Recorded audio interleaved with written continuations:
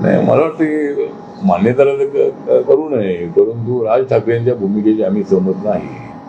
मुंबई ही राजधानी आहे, आर्थिक राजधानी आहे आणि मुंबईने अनेक लोकांना आधार दिलेला आहे.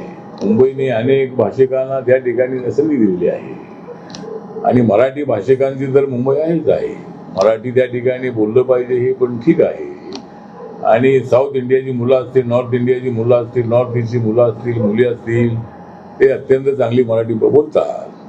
पण आता बँकेमध्ये जाऊन तुम्ही म्हणाल ते मराठीमध्ये हे सगळं करा, तर ही भूमिका अत्यंत अयोग्य आहे.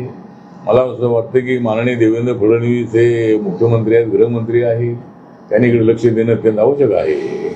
आणि देवेंद्र फडणवीस यांनी राज ठाकरेंच्या घरी जाऊ नये. म्हणजे एक तर ते 2-3 वेळा तिथे जाऊन आलेले आहे. मी मात्र अजून त्या ठिकाणी गेलो नाही आहे. त्यामुळे ठीक आहे, मित्र म्हणून जायला हरकत नाही आहे.